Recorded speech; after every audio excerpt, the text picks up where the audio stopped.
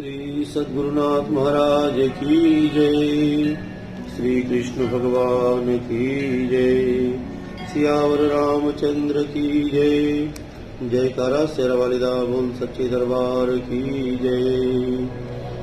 ब्रह्मानंदं परम सुखदं केवलं ज्ञानमूर्तिं द्वन्द्वातीतं गगनसदृशं तत्त्वमस्यादिलक्ष्यम् एकनित्यं विमलमचलमं सर्वधि साक्षिभूतं भावातीतं त्रिगुणरहितं सद्गुरुं तं नमामि।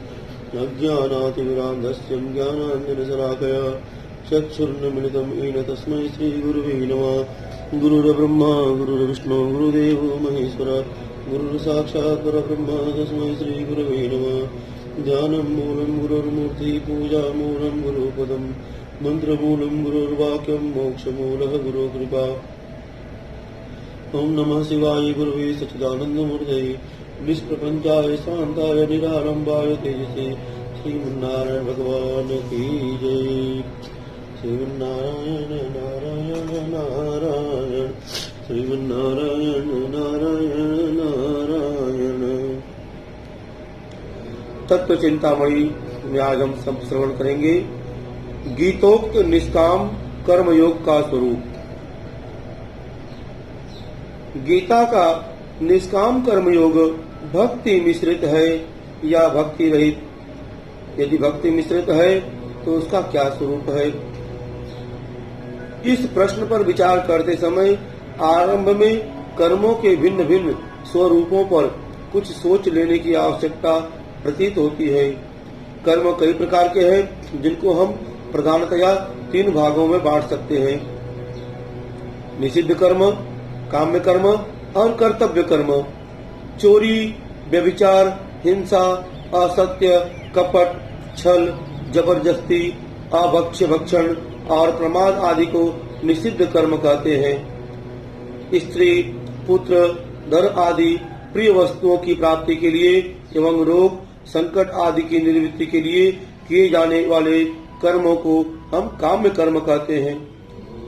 ईश्वर की भक्ति, देवताओं का पूजन, यज्ञ, दान, तप, माता पिता आदि गुरुजनों की सेवा, वर्ण तथा आश्रम के धर्म और शरीर संबंधी खान पान आदि कर्मों को हम कर्तव्य कर्म कहते हैं। अब कर्तव्य कर्म भी कामना युक्त होने से काम्य कर्मों के अंतर्गत समझे जा सकते हैं, परंतु उनमें वर्ण आश्रम स्वाभाविक धर्म तथा जीविका के कर्म भी सम्मिलित हैं। इसलिए उनके पालन करने की मनुष्य पर विशेष जिम्मेवारी रहती है। किसी खास विषय की प्राप्ति के लिए शास्त्रोक्त काम्य कर्म करना न करना अपनी इच्छा पर निर्भर करता है, इसलिए इनका अलग अलग भेद है। इन 3 प्रकार के कर्मों में निषिद्ध कर्म तो सभी के लिए सर्वथा त्याज्य है। मोक्ष की इच्छा रखने वालों के लिए काम्य कर्मों की आवश्यकता नहीं रहे। कर्तव्य कर्म जो भावों के भेद से सकाम और निष्काम दोनों ही होते हैं। जब से सकाम कर्म के अनुष्ठान में प्रवृत्त होने की इच्छा होती है, तब से आरंभ करके कर्म की समाप्ति के बाद चिरकाल तक मन में केवल फल का अनुसंधान रहता है।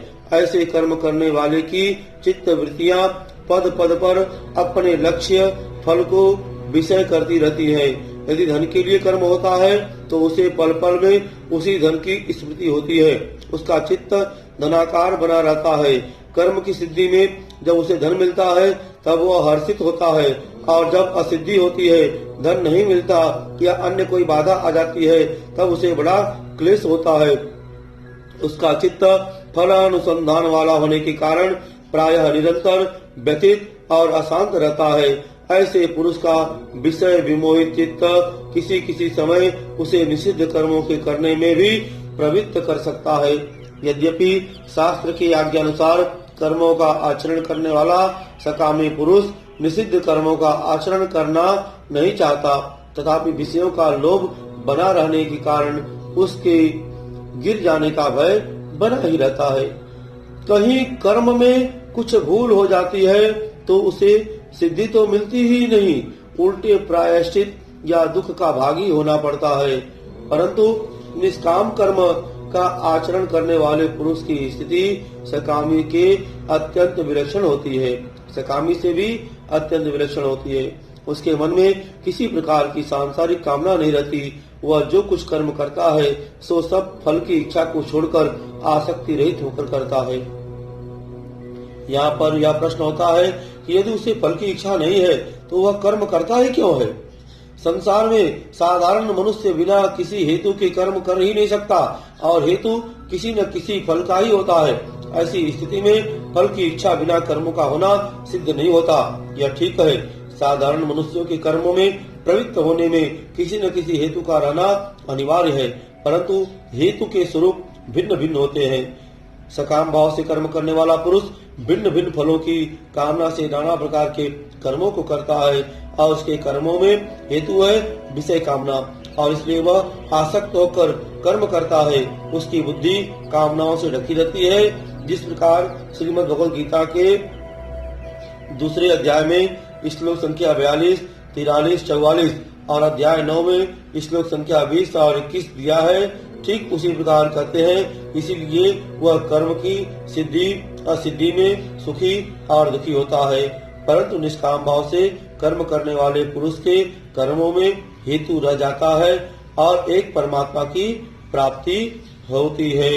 कहते हैं कि निष्काम कर्मयोगी की परमात्मा को प्राप्त करने की कामना परिणाम में परम कल्याण का हेतु होने के कारण कामना नहीं समझी जाती। भगवत प्राप्ति की कामना वाला पुरुष निष्काम ही समझा जाता है। इसलिए वह नित्य नए उत्साह से आलस्य रहित होकर कर्मों में प्रवृत्त होता है और सांसारिक फल कामना न होने से वह आसक्त नहीं होता और कर्मों की सिद्धि असिद्धि में उसे हर्ष सुख का विकार नहीं होता, क्योंकि उनका लक्ष्य बहुत ऊंचा हो गया है और वह कर्म के बाहरी फल पर कोई ख्याल नहीं करता।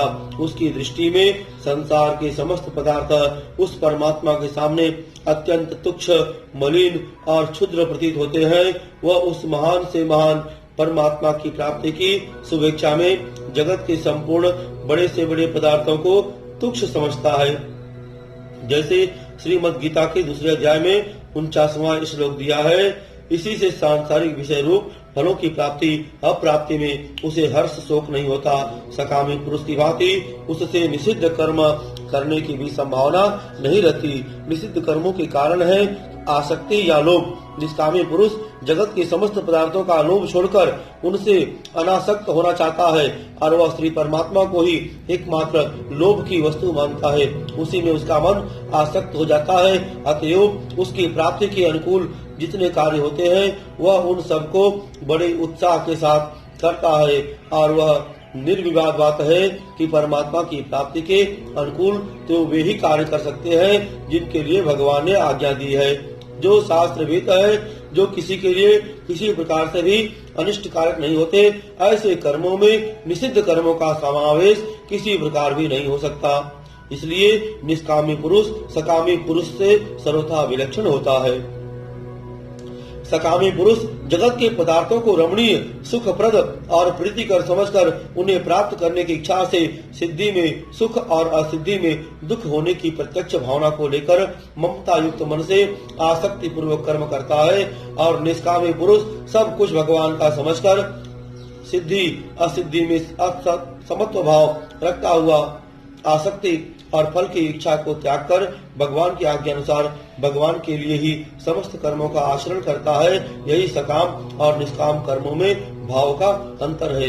श्री गीता में निष्काम कर्म का आरंभ दूसरे अध्याय के 39वें श्लोक से होता है और 11 से 30वें श्लोक तक सांख्य योग का प्रतिपादन करने के बाद 31वें श्लोक में क्षत्रियोचित कर्म करने के लिए अर्जुन को उत्साहित करते हुए 38वें श्लोक में भगवान कहते हैं कि सुख दुखे समे कृत्वा लाभा लाभो जया जयो ततो युद्धाय युज्यस्व नैवं पापमवाप्स्यसि।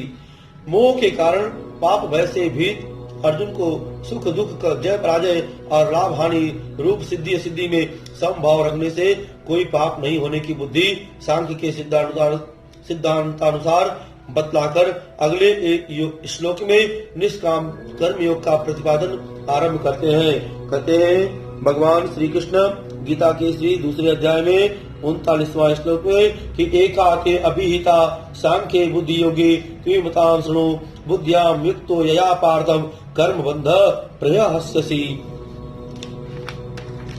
हे पार्थ, यह बुद्धि तेरे लिए ज्ञान योग के विषय में कही गई है और अब इसी का निष्काम कर्म योग के विषय में तू सुन। इस बुद्धि से युक्त होकर कर्म करने से कर्म बंधन का भली भांति नाश कर सकेगा। इसके बाद इस श्लोक में निष्काम कर्म योग की प्रशंसा करते हुए भगवान ने जरा से भी निष्काम कर्म योग रूपी धर्म को महान भय से त्राण करने वाला बताया है। आगे चलकर 47वें श्लोक में कर्म का अधिकार और फल का अनाधिकार वर्णन करते हुए 48वें श्लोक में भगवान ने जो कुछ भी कर्म किया जाए उसके पूर्ण होने न होने में तथा उसके फल में समभाव रहने का नाम ही समत्व है और इस समत्व भाव का कर्म के साथ योग होने से ही वह कर्मयोग बन जाता है।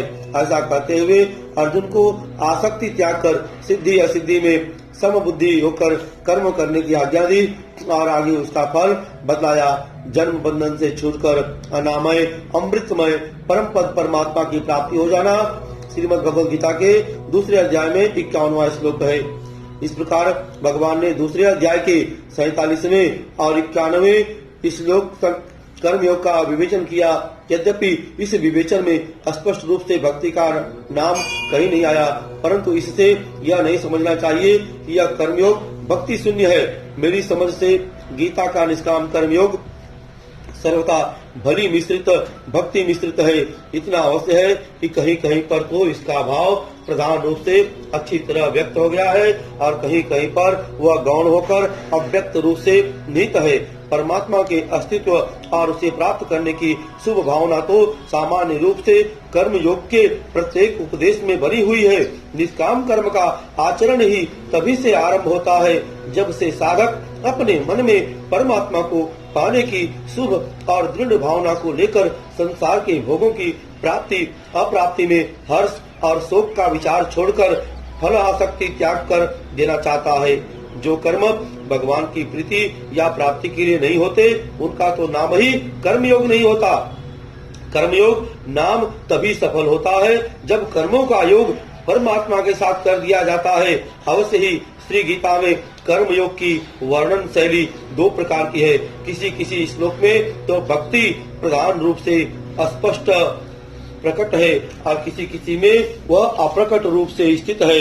जहाँ भक्ति का प्रधान रूप से कथन है वहाँ मुझ में अर्पण करके परमात्मा में अर्पण करके मेरा स्मरण करता हुआ कर्म कर, सब कुछ मेरे अर्पण कर, मदर्थ कर्म कर, स्वाभाविक कर्मों द्वारा परमेश्वर की पूजा कर, मेरे आश्रय होकर कर्म कर, मेरे परायण हो। यदि वाक्य आते हैं तो देखिए श्रीमद् भगवद गीता के ही तीसरे अध्याय में 30वां श्लोक।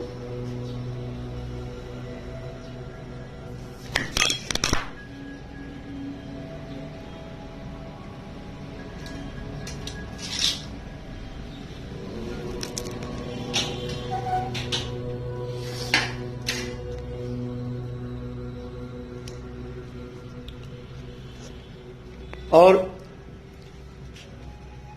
5वें अध्याय में 10वां श्लोक, 8वें अध्याय में 7वां श्लोक, 9वें अध्याय में 27 और 28वां श्लोक, 12वें अध्याय में 6वां और 10वां श्लोक और 11वां श्लोक, 18वें अध्याय में 46वां श्लोक, 56वां श्लोक, 57वां श्लोक इत्यादि।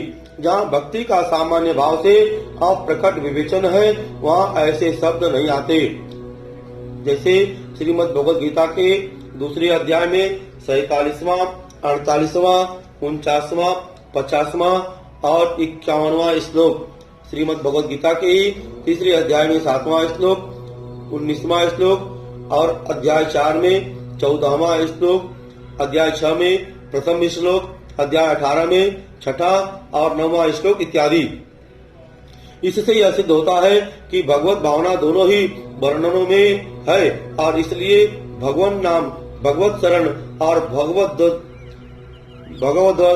आदि भावों के पर्यायवाची शब्द जिन श्लोकों में स्पष्ट नहीं आते उनके अनुसार आचरण करने से भी जीव को भगवत प्राप्ति हो सकती है, क्योंकि उसका उद्देश्य भगवत प्राप्ति ही होता है। इसमें संदेह नहीं कि कर्म योग के साथ स्मरण कीर्तन आदि भक्ति का संयोग कर देने पर भगवत प्राप्ति बहुत शीघ्र होती है और संपूर्ण कर्म योगियों में ऐसे ही योगी पुरुष उत्तम समझे जाते हैं। भगवान कहते हैं श्री गीता के 6 अध्याय में 47वां श्लोक कि योगी नाम अपि सर्वेषां मद्वेतनांतरात्मनाम श्रद्धावान भजते यो मास में युक्त तमो मतः। संपूर्ण कर्म योगियों में जो भी श्रद्धावान योगी मुझ में लगे हुए अंतरात्मा से मुझको निरंतर भजता है वही मुझे परम श्रेष्ठ मान्य है। जो इस भाव से स्पष्ट रूप से भक्ति का संयोग नहीं करते उनको भी कर्म योग से भगवत प्राप्ति तो होती है परंतु बहुत विलंब से होती है। जैसे ही श्रीमद् भगवद गीता के अध्याय 4 में श्लोक संख्या 38, अध्याय 6 में श्लोक संख्या 45 गीता में निष्काम कर्मयोग का वर्णन समत्व योग, बुद्धि योग, कर्म योग, तदर्थ कर्म, मदर्थ कर्म, मदर्पण, मत कर्म और सात्विक त्याग आदि अनेक नामों से किया गया है। इन सब का फल एक होने पर भी इनके साधन की क्रियाओं में भेद है। उदाहरणार्थ जैसे कि मदर्पण और मदर्थ का भेद कुछ अंश में बताया जाता है कि मद अर्पण या भगवद अर्पण एक है तथा मदर्थ तदर्थ या भगवदर्थ एक है। इनमें मदर्पण कर्म का स्वरूप तो यह है कि जैसे एक आदमी किसी दूसरे उद्देश्य से कुछ धन संग्रह कर रहा है और उसके पास पहले से कुछ धन संग्रहित भी है परंतु वह जब चाहे तब अपने धन संग्रह का उद्देश्य बदल सकता है और संग्रहित धन किसी को भी अर्पण कर सकता है। कर्म का आरंभ करने के बाद बीच में या कर्म के पूरे होने पर भी उसका अर्पण हो सकता है। भक्तराज ध्रुव जी महाराज ने राज्य प्राप्ति के लिए तप रूपी कर्म का आरंभ किया था परंतु बीच में ही उनकी भावना बदल गई और उनका तप रूपी कर्म भगवत दर्पण हो गया जिसका फल भगवत प्राप्ति हुआ। साथ ही आरंभ के इच्छानुसार उन्हें राज्य भी मिल गया परंतु वह राज्य साधारण लोगों की तरह से बाधक नहीं हुआ। वह भगवत दर्पण कर्म की महिमा समझनी चाहिए। अतएव आरंभ में दूसरा उद्देश्य होने पर भी जो कर्म बीच में या पीछे से भगवान के अर्पण कर दिया जाता है वह भी भगवत दर्पण हो जाता है। मदर्थ या भगवत दर्थ कर्म में ऐसा नहीं होता। वह तो आरंभ से ही भगवान के लिए ही किया जाता है और किसी देवता के उद्देश्य से प्रसाद बनाना या ब्राह्मण भोजन के लिए भोजन की सामग्रियों का संग्रह करना जैसे आरंभ से ही एक निश्चित उद्देश्य को लेकर होता है उसी प्रकार भगवत दर्थ कर्म करने वाले साधक के प्रत्येक कर्म का आरंभ श्री भगवान के उद्देश्य से ही हुआ करता है। भगवत दर्थ कर्मों के कई भेद अवश्य है। जैसे भगवत प्राप्ति के प्रयोजन से कर्म करना, भगवान की आज्ञा मानकर कर्म करना, भगवत सेवा स्वरूप कर्म में नियुक्त होना और भगवान की प्राप्ति के लिए कर्म में लगना आदि। यह तो भक्ति प्रधान कर्म योग की बात हुई। इसके सिवा समत्व योग, कर्म योग और सात्विक त्याग आदि सब मिलते जुलते ही ऐसे वाक्य हैं। द्वितीय अध्याय में श्लोक संख्या 47 से श्लोक संख्या 51वें श्लोक तक जिसका कर्म योग आदि के नाम से वर्णन है उसी का 18वें अध्याय में श्लोक संख्या 6 और श्लोक संख्या 9वें श्लोक में त्याग के नाम से वर्णन है। वास्तव में फल और आसक्ति का त्याग तो सभी में रहता है। भक्ति प्रधान या कर्म प्रधान दोनों प्रकार का वर्णन निष्काम कर्म योग के लिए ही है। इससे यह सिद्ध हो गया है कि भगवत प्राप्ति के लिए किया जाने वाला कर्म ही निष्काम कर्म योग है। निष्काम कर्म योगी को परमात्मा की प्राप्ति के लिए कर्तव्य कर्मों को छोड़कर एकांत में भजन ध्यान करने की भी आवश्यकता नहीं रहती। यदि कोई करे तो कोई आपत्ति नहीं है। भजन ध्यान तो सदा सर्वदा ही परम श्रेष्ठ है परंतु एकांत में भजन ध्यान न करके भी भगवत चिंतन सहित शास्त्र विहित कर्तव्य कर्मों को निरंतर करता हुआ ही वह साधक परमात्मा की शरण और उसकी कृपा से परम गति को प्राप्त हो जाता है।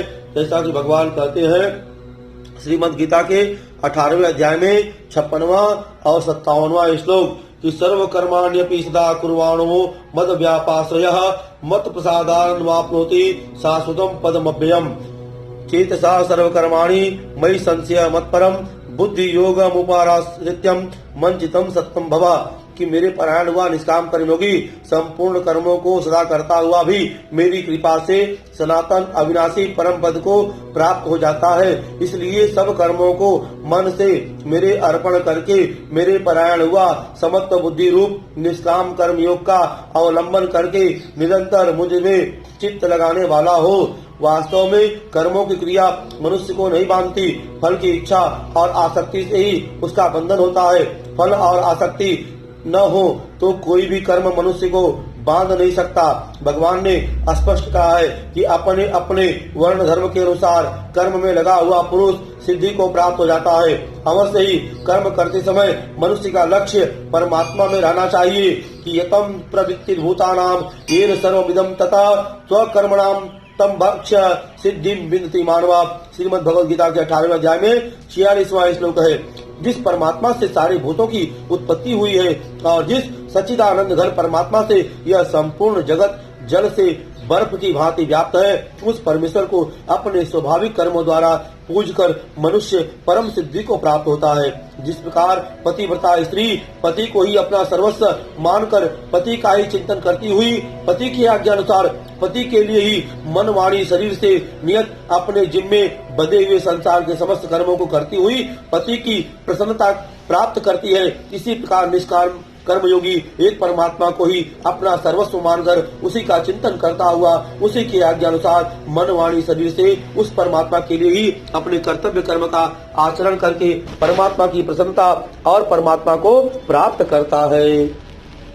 श्री कृष्ण शरणं मम, श्री कृष्ण शरणं मम, श्री कृष्ण शरणं मम, श्री कृष्ण शरणं मम, श्री कृष्ण शरणं मम, श्री कृष्ण शरणं मम, श्री कृष्ण शरणं मम, श्री कृष्ण शरणं मम, श्री कृष्ण शरणं मम, श्री कृष्ण शरणं मम।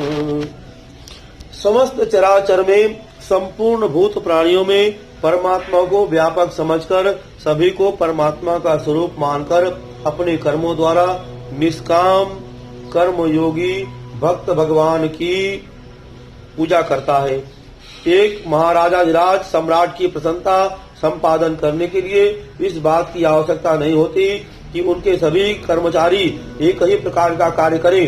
सभी दीवान बने या सभी सेनापति हो, अपने अपने योग्यता अनुसार जिसके जिम्मे जो काम महाराज के द्वारा सौंपा हुआ है उसे अपने उसी काम से महाराज को संतुष्ट करने की चेष्टा करनी चाहिए। उसे चाहिए कि वह दूसरों के अच्छे से अच्छे काम की ओर तनिक भी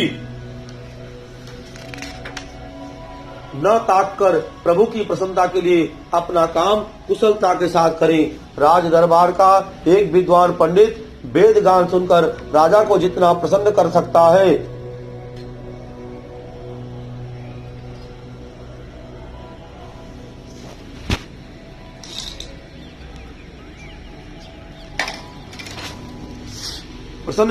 है, उतना ही महलों में झाड़ू देने वाला राजा का परम आज्ञाकारी मामूली वेतन का नौकर भी महलों की सफाई सुथराई रख करके कर सकता है।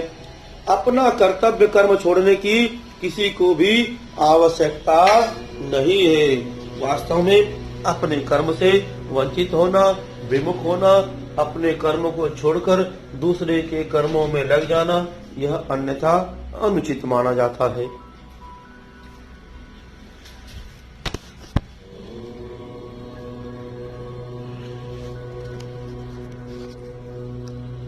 अपना कर्तव्य कर्म छोड़ने की किसी को भी आवश्यकता नहीं है। आवश्यकता है प्रभु को प्रसन्न करने के लिए स्वार्थ छोड़कर अपने कर्तव्य कर्म उस प्रभु के अर्पण करने की। यही अपने कर्मों से परमात्मा की पूजा है और इसी से परमात्मा की प्राप्ति हो जाती है। निष्काम कर्म योगी का लक्ष्य रहता है केवल एक परमात्मा। जैसे धन का लोभी मनुष्य अपने प्रत्येक कर्म में धन की प्राप्ति का उपाय ही सोचता है, किसी तरह धन मिलना चाहिए, केवल यही भाव उसके मन में निरंतर रहता है। श्रीमन्नारायण नारायण नारायण श्रीमन्नारायण नारायण नारायण श्रीमन्नारायण नारायण नारायण श्रीमन्नारायण नारायण नारायण श्रीमन्नारायण नारायण नारायण श्रीमन्नारायण नारायण नारायण। श्रीमन्नारायण नारायण नारायण, श्रीमन्नारायण नारायण नारायण। प्रभु को प्रसन्न करने के लिए स्वार्थ छोड़कर अपने कर्तव्य कर्म उस प्रभु के अर्पण करने की, यही अपने कर्मों से परमात्मा की पूजा है और इसी से परमात्मा की प्राप्ति हो जाती है। निष्काम कर्मयोगी का लक्ष्य रहता है केवल एक परमात्मा। जैसे धन का लोभी मनुष्य अपने प्रत्येक कर्म में धन की प्राप्ति का उपाय यही सोचता है, किसी तरह धन मिलना चाहिए, केवल यही भाव उसके मन में निरंतर रहता है। जिस काम में रुपए लगते हैं, रुपए नहीं आते या उनके आने में कुछ बाधा होती है, उस काम के वह समीप भी जाना नहीं चाहता। वह केवल उन्हीं कार्यों को करता है जो धन की प्राप्ति के अनुकूल या सहायक होते हैं। इसी प्रकार निष्काम कर्मयोगी भी 8 पहर 64 घड़ी मन वाणी शरीर द्वारा उन्हीं सब कर्मों को करता है जो ईश्वर को संतुष्ट करने वाले होते हैं। वह भूलकर भी परमात्मा की प्राप्ति में बाधक चोरी, जारी, झूठ, कपट, मादक द्रव्य सेवन और अभक्ष्य भक्षण आदि निषिद्ध कर्मों को और व्यर्थ समय नष्ट करने वाले प्रमाद आदि कर्मों को नहीं करता है। करना तो दूर रहा, ऐसे कार्य उसे किसी तरह सुहाते ही नहीं। वह निरंतर उन्हीं न्याय युक्त और शास्त्र विहित कर्मों के सोचने और करने में प्रवृत्त रहता है जो उसके चरम लक्ष्य परमात्मा की प्राप्ति के अनुकूल और उसमें सहायक होते हैं। वह दूसरे के सुहावने और मान बढ़ाई वाले कर्मों की ओर लोलुप दृष्टि से कभी नहीं देखता। चुपचाप स्वाभाविक ही अपने कर्तव्य कर्म को करता चला जाता है। वह यह नहीं देखता कि अमुक कर्म छोटा है, अमुक कर्म बड़ा है, क्योंकि वह इस बात को जानता है कि कर्मों का स्वरूप परमात्मा की प्राप्ति में हेतु नहीं है, उसमें हेतु है अंतःकरण का भाव, और भाव से ही मनुष्य का उत्थान और पतन होता है। इसलिए वह दूसरे की देखा देखी किसी भी ऐसे ऊंचे से ऊंचे कर्म को भी करना नहीं चाहता है जो उसके लिए विहित नहीं है। वह यह नहीं देखता कि मेरे कर्म में अमुक दोष है, दूसरे का अमुक कर्म सर्वथा निर्दोष है। वह समझता है कि दूसरे के गुण युक्त उत्तम धर्म की अपेक्षा अपना गुण रहित धर्म ही अपने लिए श्रेष्ठ और आचरण करने योग्य है। स्वधर्म के पालन से मनुष्य को पाप नहीं लगता। जैसे श्रीमद् भगवद गीता के 18वें अध्याय में 47वां श्लोक कहा गया है कि आजकल इस निष्काम कर्म के रहस्य को न समझकर ही लोग सबको एकाकार करने की व्यर्थ चेष्टा में लगे हुए हैं। श्री भगवान ने कहा है श्रीमद् भगवद गीता के 18वें श्लोक में 18वें अध्याय के 48वें श्लोक में कि सहजम कर्मम कौन्तेय स दोषमपि न त्यजेत सर्वारंभा ही दोषेण धूमेनाग्निरिवावृता। दोष युक्त भी कर्तव्य कर्म नहीं त्यागना चाहिए, क्योंकि धूम से ढकी हुई अग्नि के समान सभी कर्म किसी न किसी दोष से ढके हुए होते हैं। जो मनुष्य जिस वर्ण में उत्पन्न हुआ है उसके स्वाभाविक कर्म ही उसका स्वधर्म है। भारतवर्ष की सुव्यवस्थित वर्ण व्यवस्था इसका परम आदर्श है। जो लोग इस वर्ण व्यवस्था को तोड़ने का प्रयत्न करते हैं वे बड़ी भूल करते हैं। जगत में भेद तो कभी मिट नहीं सकता, व्यवस्था में विशृंखलता अवश्य ही हो सकती है और जो और भी दुखदायिनी होती है। जिस जाति या समुदाय में मनुष्य उत्पन्न होता है, जिन माता पिता की रजवीर्य से उसका शरीर बनता है, जन्म से लेकर अपने कर्तव्य को समझने की बुद्धि आने तक जिन संस्कारों में उसका पालन पोषण होता है, प्रायः उसी के अनुकूल कर्मों में उसकी स्वाभाविक प्रवृत्ति और उत्साह होता है। इसलिए वही उसका स्वभाव या प्रकृति समझी जाती है और इस स्वभाव या प्रकृति के अनुकूल विहित कर्मों को ही श्री गीता में स्वधर्म, सहज कर्म, स्वकर्म, नियत कर्म, स्वभावजन कर्म और स्वभाव नियत कर्म आदि नामों से कहा है। साधक पुरुष का जन्म यदि व्यवस्थित वर्ण युक्त समाज में हुआ हो तब तो उसे अपना सहज कर्म समझ लेने में बड़ी सुगमता है। ऐसा न होने पर उपर्युक्त हेतुओं से अपनी प्रकृति के अनुसार स्वधर्म निश्चित कर लेना चाहिए। बस इसी स्वधर्म के अनुसार आसक्ति और स्वार्थ रहित होकर अखिल जगत में परमात्मा को व्यापक समझकर सबकी सेवा करने के भाव से अपना अपना कर्तव्य कर्म मनुष्य को करना चाहिए। एक वैश्य है दुकानदारी करता है, व्यवसाय उसका कर्तव्य कर्म है, परंतु वह कर्तव्य कर्म निष्काम कर्म योग की श्रेणी में तभी जा सकता है जबकि वह स्वार्थ बुद्धि से न होकर केवल परमात्मा की सेवा के निर्मल भाव से ही दुकानदारी छोड़कर जंगल में जाने की आवश्यकता नहीं आवश्यक है मन के भावों को बदलने की, स्वार्थ और कामना का कलंक धो डालने की।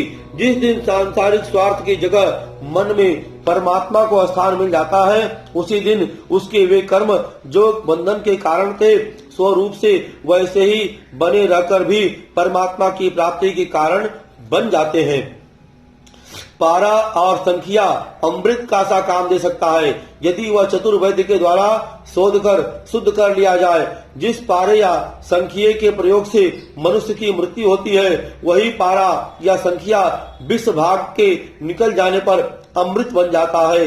इसी प्रकार जहाँ तक कर्मों में स्वार्थ और आसक्ति है वहीं तक उनसे बंधन या मृत्यु प्राप्त होती है। जिस दिन स्वार्थ और आसक्ति निकालकर कर्मों की शुद्धि कर ली जाती है उसी दिन वे अमृत बनकर मनुष्य को परमात्मा का अमर पद प्रदान करने में कारण बन जाते हैं। इसलिए किसी भी कर्तव्य कर्म के त्याग की आवश्यकता नहीं है, आवश्यकता है बुद्धि को शुद्ध करने की।